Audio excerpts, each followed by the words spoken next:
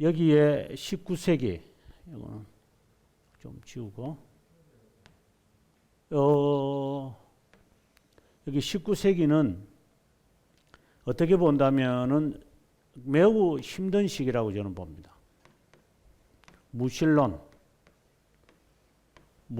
시기라고 저는 봅니다. 앞서 잠깐 우리 공부하면서 했던 이야기인데, 무신론 시대이기 때문에 기독교는 거의 존재하지 않았습니다. 그래서 우리가 지금까지 우리가 미국을 봤는데, 미국에서의 우리가 1차 대각성 운동, 2차 대각성 운동 우리가 봤는데, 이 대각성 운동이 뭐 우리가 아다시피 뭐 1차와 2차에 가서 여러 분열이 일어나고 이렇게 되어진 것도 유럽의 19세기의 이 상황이 있을 때 우리가 미국의 1차와 2차를 이해할 수 있는 것 같아요. 그래서 우리가 오늘부터 한 2주 내지 3주는 상당히 좀 어려운 것을 할 것 같습니다. 자, 그러면 우리가 책이 있으니까 책을 보면서 우리가 한번 보도록 하겠습니다. 먼저 우리가 여기서 주의하게 봐야 될 그 부분은, 이거 보면 옥스퍼드 운동가들은 스카스의 죽음을 슬퍼했다. 복음주의자들이 칭의에 관심을 가졌다면, 19세기 유럽의 사람들입니다. 성화에 관심을 가졌다는 이게 핵심적인 겁니다. 그러면 유럽에 있는 사람들이 성화에 관심을 가졌다. 성화, 이 성화라고 하는 이것을 어디서 갖고 오느냐 하면, 이 성화라고 하는 개념을 바로 칸트에게서 갖고 옵니다. 칸트가 도덕 철학이거든요. 그래서 칸트의 영향이 아주 그 지배적인데, 칸트의 이 도덕 철학이 기독교 안에 들어오면서 교회는 이제 칭의, 우리가 칭의라고 말하면 우리가 아다시피 이거는 종교개혁의 정신이잖아요. 청교도와 종교개혁의 정신은 이제 역사 속에서 거의 사라져 버리는 거죠. 이제 여기에 관심이 없어요. 사람들은. 철학의 절대적인 지배가 이제 오게 되어졌다. 그게 우리가 지금 봐야 될 19세기의 특징이다라고 보셔야 됩니다. 여기 보면 예술과 신학의 분야, 뿐만이 아니고 과학 모든 부분에 이 그 칸트의 철학의 부분이 완전히 지배집니다. 그 다음에 반칼빈주의며 낭만주의라고 말할 수 있는, 그래서 2차 대각성 운동이 일어나는 가운데 세속 철학이, 어떤 철학이 있었기에 사람들은 생각하기에 기독교에 이런 변화가 일어났는가? 조금 다르게 이야기를 한다면 교회 내에 무신론이 어떻게 자리를 잡는가? 이걸 우리가 배워야 될 것 같아요. 이러한 사상은 가깝게는 칸트에게서 나왔고, 멀리에서는 어디서 나오느냐면 이제 먼 시대, 이런 시대가 오기, 이런 도래가 19세기에 이런 도래가 일어나기 위해서는 먼 데서는 이게 계몽사상에서 오는 거야. 계몽운동에서 제가 강의하면서 이 계몽운동 아주 유익 있게 봐야 한다. 이건 뭐 오래전에 이야기해버리기 때문에 기억이 나는지 모르겠지만, 계몽운동이 시작할 때 보면 어떻게 시작하냐면, 이성이 신앙을 한번 판단해보자 이거잖아요. 그래, 합리적 기독교를 원하는 거거든요. 합리성을 따지기 시작하는 거예요. 그래서 이 합리성을 따지기 시작을 하다가 존 로크에 의해서, 로크를 아주 주의 깊게 봐야만 하는데, 존 로크에 의해서 기독교에 관하여서 이성이 완전히 기독교를 판단의 기준으로 삼겠다라는 것으로 바뀌어집니다. 그래서 계몽운동이 존 로크 이후부터는 완전히 무신론적으로 기울어져 버립니다. 그게 하이라이트로 가는 사람이 누구냐면은 우리가 잘 아는 데이비드 흉이라는 사람입니다. 흉이라고 하는 사람이 등장을 하면서 이제 계몽운동은 무신론으로 완전히 정착합니다. 그 끝마무리에 지금 이 19세기가 시작하는 겁니다. 그래서 계몽운동이 계속 지금 오는 겁니다. 지금 우리가 이제 살펴보게 될 것도 계몽운동의 영향에 지금도 있어요. 이게 엄청난 거예요. 근데 우리는 이제 기독교의 관점으로 보려면 우리는 여기서 그냥 철학으로 우리가 접근해 갈 수는 없잖아요. 그건 불가능한 거니까. 그래서 제가 그 청교도 역사를 이야기하면서 제가 강조했던가 뭐 기억나시는지 모르겠는데, 우리는 이것을 방금 이야기했던 철학적 관점에서 보는 것이 아니라 기독교적인 그 관점에서 본다면 이 안에 이런 그 계몽운동이 기독교 안에 들어와서 무신론으로 가도록 만들었던 그 신학이 있어요. 그것을 우리가 허용하면 안 되는 거예요. 우리가 네덜란드를 보면은 네덜란드의 그 데카르트의 철학을 조심해야 한다 이렇게 이야기하잖아요. 데카르트. 이거 지어야 되는데, 데카르트의 철학을 조심해야 한다고 이렇게 해야 한다고 제가 이야기했는데, 제가 청교도 하면서 내가 유의해야 될 두 사상을 이야기했잖아요. 하나는 알미니안이즘이고 또 하나는 소시니안이라고 그러는 거잖아요. 소시니안주의. 이 두 사상이 계몽 운동을 가서 기독교의 이 사상을 영향을 끼치는 주요한 이단 사상이에요. 그래서 제가 청교도 역사 공부할 때에 이 아르미니우스주의와 소시니주의가 어떻게 교회에 들어왔습니까? 이게 유익 있게 봐야 한다. 근데 소시니주의 특징이 뭐예요? 이게 아리오스주의잖아요. 이게 아리오스주의거든요. 뭐예요? 삼위일체 부인하는 거예요, 이거예요. 삼위일체만 부인합니까? 무엇을 부인하느냐? 이 사람들은 죄 부인합니다. 죄에 관심 없습니다. 죄에 대한 사상, 그리고 삼위일체 사상, 이게 관심이 없습니다. 그거 뭐 그리 중요한 거예요, 그게요? 그 다음에 그리스도의 신성, 이거 관심 없습니다. 거기 왜 관심이 있어야 되는 거죠? 소신이주의의 특징이에요, 이게요. 한국 교회를 여러분 좀 신앙생활 하는 사람들은 가만히 보면 알아요. 결국은 사람은 이 사상 전쟁이거든요. 이런 사상이 우리에게 슬그머니 들어오면 지금 이 시대가 되는 거예요. 그 다음에 아르미니스주의, 우리가 잘 알잖아요. 아르미니스주의 의지 강조하는 거예요. 의지. 17세기에 우리 개혁신학을 하시는 분들이 이 사상 이거 위험하다고 이거 얼마나 청교도들과 싸웠던 거예요. 제가 늘 강조하지만 지금 한국 교회는 거의 대부분이 아르미니우스주의예요.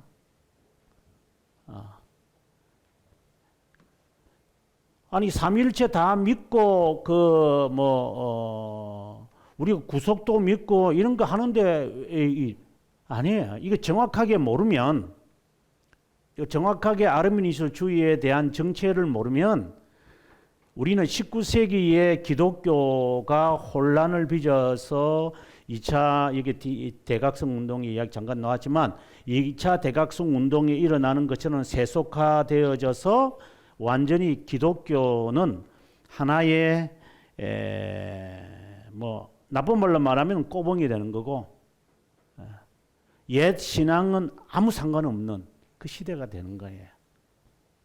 뭐 이미 뭐 그 시대죠. 뭐 지금도 그 시대고요. 그래서 이 19세기에 우리의 이 사상을 한번 보면서 우리가 한번 잘 봤으면 좋겠어요. 자, 우리 한번 잠깐 봅시다. 이건 그냥 제가 서술하는 건데요. 주요한 철학에 중요한 기독교 당시에 기독교회나 유럽인들에게 영향을 끼친 사람들의 대표적인 이야기, 이게 다 나중에 살필 거예요. 이런 사람들에 관해서. 그 학교는 티빙겐 대학교. 그리고 슐라흐마이어, 그 현대 신학의 아버지라고 말하는 이 사람. 네. 그 다음에 영국에서는 깔리지라고 하는, 셰뮤얼 깔리지라고 하는 이런 사람들. 다 19세기 사람들입니다. 정말 대단한 사람들입니다. 이 사람들. 예. 예를 들어서 뭐 지금 우리에게 영향을 끼치는 사람이 누군지는 정확하게 모르겠지만, 네. 이 엄청난 겁니다. 이 모든 이 사상에 영향을 준 사람이 누구냐? 바로 스피노자입니다. 이 바흐 스피노자의 이분은 제가 볼 때는 정말 철학자 가운데서 탁월한 사람입니다. 이 사람. 그러니까 이 지배 아래 다 있는 거예요. 이 지배 아래. 예. 네. 자, 이 스피노자가 사실상 우리가 플라톤주의라 그러는데요. 플라톤주의. 이론의 중심 흐름을 하나님의 내재론으로 흘러가게 했습니다.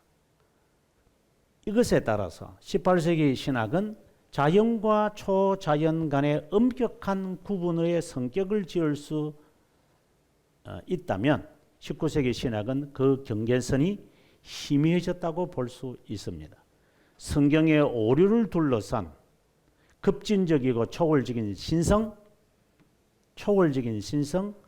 기독교에 대한 법정적이고 기계적인 견해, 선지자들과 사도들의 마음을 형성하는 성령의 내재성에 그 자리를 내어주고 말았습니다.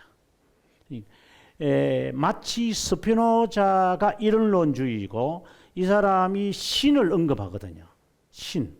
그러니까 그 신이 마치 우리 기독교의 하나님을 이야기하는 식으로 이 어떻게 보면 반쪽짜리 신앙인들이 이 사상을 받아들여 버리는 거예요.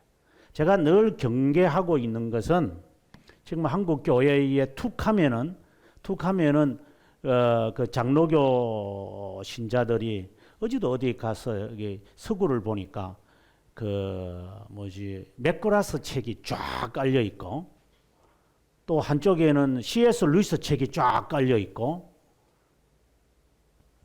제가 물론 뭐 학교는 아니지만 제가 그걸 보면서 제가 섬찟했습니다. C.S. 루이스하고 개혁신하고 무슨 상관이 있죠? 맥그라스하고 우리하고 무슨 상관이 있을까요? 물론 건전하게 하는 것은 인정을 해요.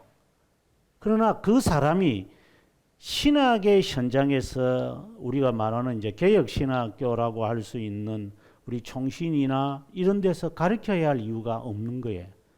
근데 지금 젊은이들은 이 책에 도취되어 있어요. 그것이나 당시에 스피노자의 영향을 받아가지고 자신의 신앙을 구현하는 것이나 다를 바가 없는 거예요. 저는 매우 우려하면서 바라보고 있습니다. 자, 그 다음에 이거 아니고, 네, 또 손, 이거 아니고, 손,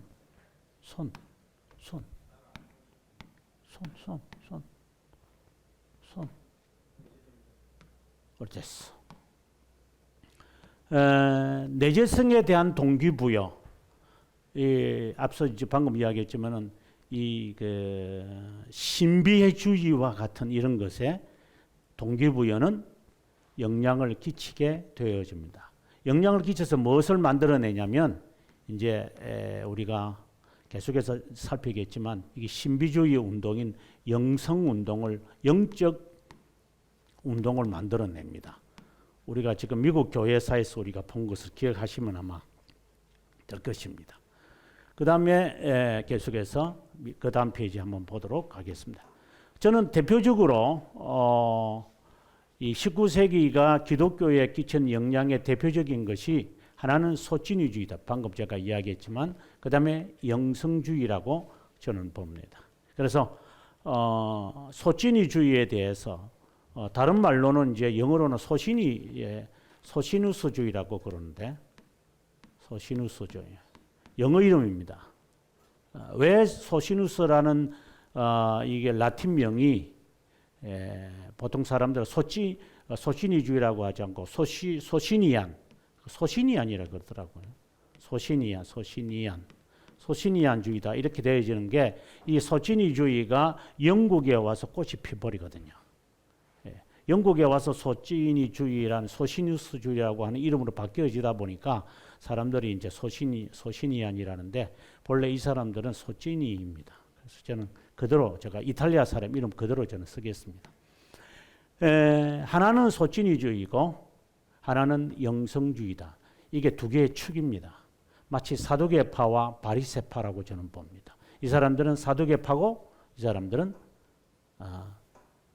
바리새파다라고 저는 봅니다. 계몽사상이 기독교에 도전했던 요인들 가운데 하나는 교리 기독교가 어리석다기보다는 비도덕적이라고 하는 것이다. 인간성을 말살하는 잔인한 하나님에 대한 도전이 이제 시작합니다. 그래서 지금 우리 한국 교회를 바라보면 아마 쉽게 답이 나올 거예요. 왜냐하면 기독교는 지금 코로나 때문에 기독교는 하나의 적의 대상이잖아요. 이게 적이에요, 적이가. 좀 말 안 듣는 거예요. 예를 들어 부활절 되면 저거 부활절에 그 애들 모여가지고 저 예배 드릴 거니까 저 경고하고 하니까 이 정부가 교회는 하나의 말썽꾸러기의 하나의 브랜치, 컵빛 브랜치 하나밖에 안 되는 거예요. 안 되게 생각하는 거죠. 이제 그러한 잘못을 우리가 이제 했다고 보는데 그런데 적어도 이때는 그렇다 하더라도 이때는 적어도 교리라고 하는 것을 중심으로 했지만 지금은 이것도 없는 상황에서 그런 일을 당하니까 참 할 말이 할 말은 없죠. 자, 그 다음에 소진위주의에 관한 이야기를 이제 좀 살피려고 하는데 이게 좀 길게 설명이 되어 있는데 제 책에 아주 자세하게 되어 있습니다. 어떤 책보다도 제가 이걸 학계에서 제가 발표한 그런 내용들이기 때문에 아주 자세하게 있습니다. 그러나 간단하게 제가 설명하겠습니다. 이탈리아 신학자 파우스트 소치니, 이 사람에 의해서 소치니주의다라고 하는 말이 등장을 합니다. 실제로는 이 사람의 그 삼촌이 있습니다. 렐리안 소치니라고 하는 사람이 먼저 이제 시작을 합니다.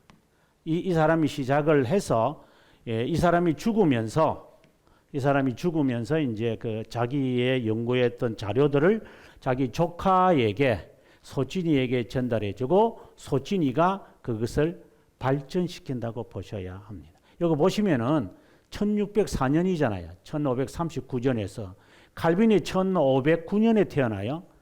그러면 이 렐리우스 소진이라고 하는 사람, 자기 외삼촌은요, 칼빈에게 가서 배워요. 칼빈과 편지도 주고받는 사람이에요. 줄이 이게 저빙글리나 그리고 불린거나 이런 종교개혁의 사람들과 교제를 가진 사람이에요.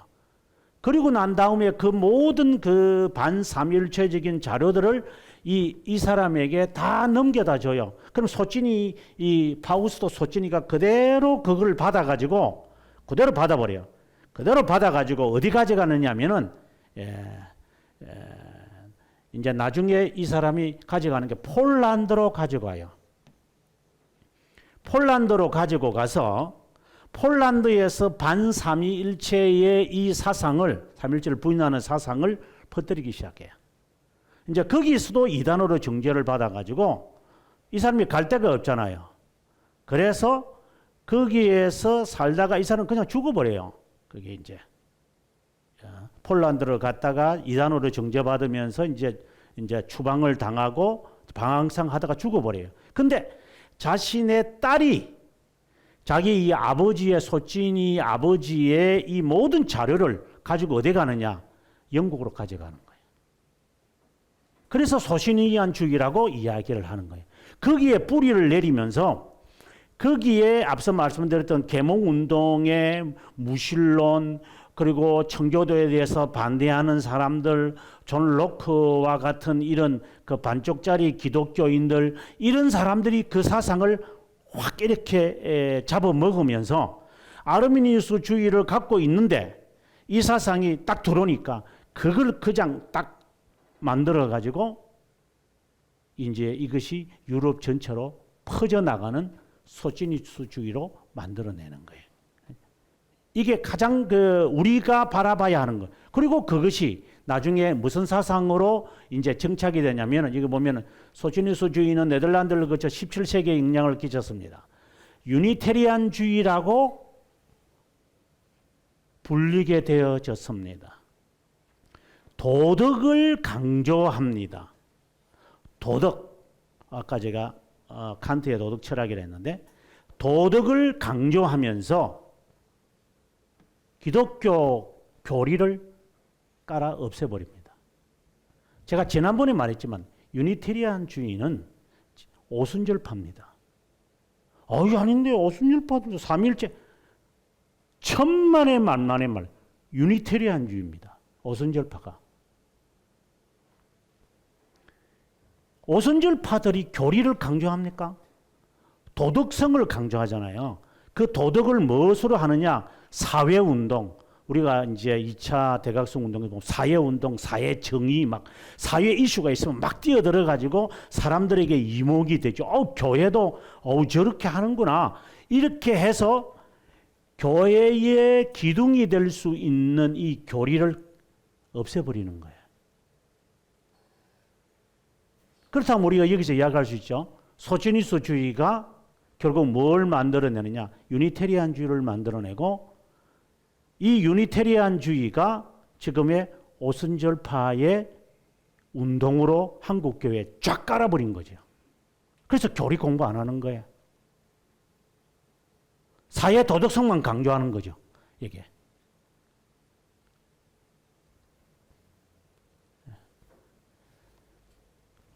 그 다음에 이제 또 신학적 좀 들어가면 삼일체론은 논리적으로 일관성 있지 못하고 속죄론을 윤리적으로 부차적인 기독교 교리라고 여기는 터라. 속죄론, 죄에 대한 문제 관심 없습니다. 윤리적으로 바라봅니다. 죄는 그냥 윤리적입니다. 사회적인 윤리, 거짓말하고 사기치고 부자 청년이 했던 그런 쪽으로 다 치부해버리고 죄에 대한 개념을 다 희미하게 버리고 만다. 꼴리지는 얼마 동안의 유니테리안주의였는데 기독교의 논리적이고 형이상학적인 주장들에 큰 관심을 갖고 구원의 교리가 비도덕적 이라고 혐의를 두었다. 소진이주의, 유니테리안주의는 전통 기독교 신앙의 파괴적인 무서운 힘을 지닌 사상이 되었고 그리고 이것을 옹호하는 세계적인 대학자가 등장을 하는데 아돌프 폰 하르나게 등장을 합니다. 이 사람이 등장을 하면서 19세기 지금 이제 19세기 내려오는 이 모든 사상을 이 사람이 다 담아가지고 어디로 전달하느냐? 20세기로 전달합니다. 그러면 20세기가 19세기에 있던 이 내재적이고 반교리적이고 그리고 속죄론적이고 반삼일체론적이고 하는 이 사상을 받아 먹어가지고 이 사람이 체계적으로 만들어내거든요. 그러고 난 다음에 20세기에 오면 무엇으로 바뀌느냐? 이게 완전히 지금은 자유신학이 판을 치게 하게끔 만드는 거죠. 이 하르나가 진짜 무서운 사람입니다. 이 사람에게 영향을 받지 않은 자유신학자들이 거의 없습니다. 20세기에 와서. 그래서 저는 이 역사를 보면서 정말 한국 교회나 지도자들이 개념이 없을 거다. 저는 그래 봅니다. 개념이 없는 사람들이다. 하르나기 그리스도의 세 가지 직무를 소신이파 운동에 대해 설명하고 예언적 직무하에 있는 그리스도의 모든 효과적인 능력을 설명하는 형식을 수정하고 사제적 질문을 설명하고 있다. 하르낙은 어디 갔지?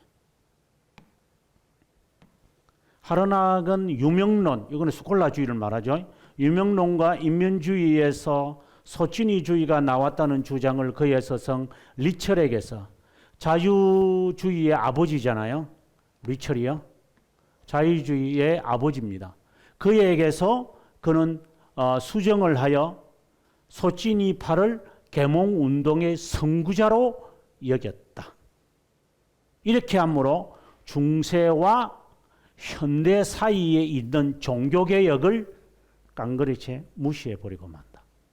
그러니까 바로 중세로 갔다가, 그러니까 이 종교개혁의 정신을 아예 없애버리고 현대에서 어디로 가느냐? 바로 중세로 바로 뛰어가는 거예요. 그러면 교회는 타락하는 거죠.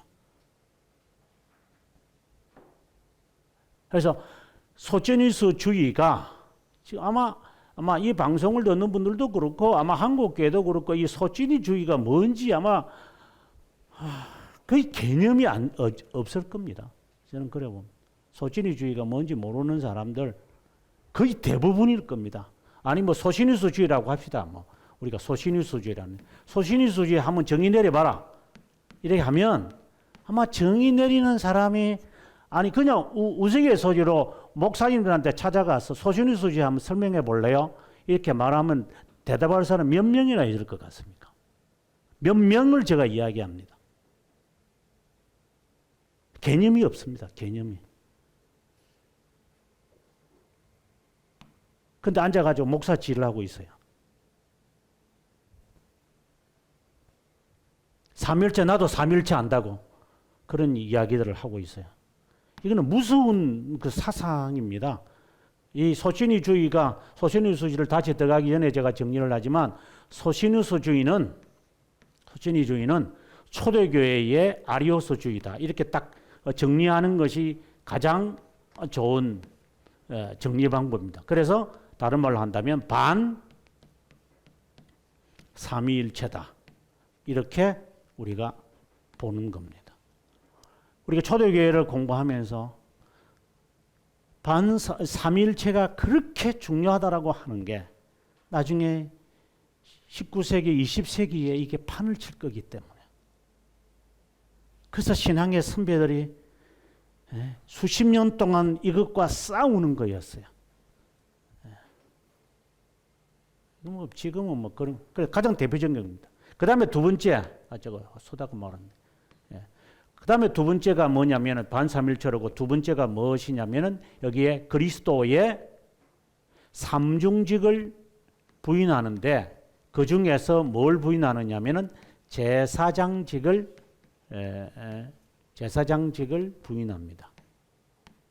제사장직이 뭐냐? 속죄잖아요. 속죄에 관한 사역을 부인하는 것입니다. 이게 가장 대표적인 겁니다. 그래서 기억해야 되는 그리스도의 신성 부인하고 신성 하나님으로서의 중보자 사역을 가운데서 제사장 사역에 어떻게 보면 가장 중요한 거죠. 뭐 중요하도 그것만 말하면 안 되지만 제사장 이 사역을 이들이 부인하는 겁니다. 결국 이것도 이제 삼일체의 사상에서 나온 거죠. 나중에 우리가 기독교 강요에서 우리가 보겠지만 이권에서 계속해서 지금 강조하는 게 중보자잖아요. 중보자, 죄, 원죄에 관한 이야기. 이거 다 깡그리치 없애버리죠, 이 사람들. 자, 이거는 가장 핵심적인 이야기니까 꼭 기억을 하시면 좋겠고요. 그 다음에 이제 넘어가서 소진의주의에 대해서 이야기해달라 해서 제가 지금 그냥 쭉 설명을 하는 겁니다. 가장 핵심적인 거잖아요. 그리고 초란실바 유니테리안 교회가 수용한 사상, 폴란드 형제단과 결탁을 해서 발전했다. 이런. 아까 제가 말하기를 렐리우스 그러니까 파우스트 소치니의 삼촌이 칼빈과 여러 종교개혁자들과 교제를 해야 이게 참 이단들의 특징인데 제가 연구했던 제 박사학위 논문이 그 세베르스잖아요. 세베르스인가? 세르베투스인가? 여러분들 더 잘하네. 세르베투스. 뭐 세르베스인가? 세르베투스. 제가 학위를 받아도 이제 한 20년 지나니까 에이 막 넘어간다 이런 생각. 예, 그냥 우스갯소리입니다. 예, 여러분 그거 진짜 믿지 마십시오. 네. 이 소치니주의나 그리고 폴란드 형제단이나 반삼일체론자들이 선지자로 삼는 사람이 누군데요? 예, 세리베투스입니다. 그 세리베투스를 반대한 사람이 누군데요? 칼빈입니다. 그래서 사람들이 칼빈을 싫어합니다. 칼빈을 없애버려야 됩니다. 이거. 자기들의 조상이잖아요. 이게 선지자거든요. 이게 세리베투스는요 유니테리안주의의 정말 대단한 인물입니다. 그 인물을 화형을 시켰던 사람이 누구냐? 칼빈이잖아요. 그러니까 칼빈을 그냥 어떻든지 간에 이거 확 짓밟아 버려야 돼 이거. 그래서 이 장로교 안에 이 오순절파들이 쑥 들어와 가지고 완전히 이 장로교들을 완전히 쑥대밭으로 만들어놔요. 지금 한국 교회가 그렇죠. 오순절파가 들어와 가지고 한국 장로교를 완전히 쑥대밭을 지금 만들어놨죠.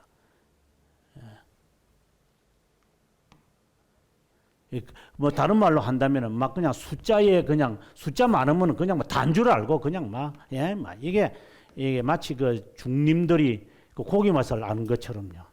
이 장로교 목사들이요, 이 그 숫자나 이게 뭐야 번영 신학을 한번 맛보고 나니까 이게 이 고기 맛을 알아가지고 이 중들이요, 그거가 똑같은 거예요. 지금 이 장로교 목사들이 이 개념이 없는 거예요. 지금 고기 맛을 알아가지고. 예, 초난실비아 유니테리안 교회, 그 다음에 헝가리로, 이제 이 말들이 읽으면은 이야기 되겠지만, 그 다음에 좀 더 이제 내려가서, 반삼일체 종교론까지 했다. 이거 1546년이에요, 여러분. 칼빈한테 루터가 세상을 떠날 때가 1546년이에요. 이때 렐리오 소친이라고 하는 아까 그 삼촌인데요. 예. 이 사람이 반삼일체 종교회의에 참석을 해서 이제 반삼일체에 이것을 만들어 가는 거예요.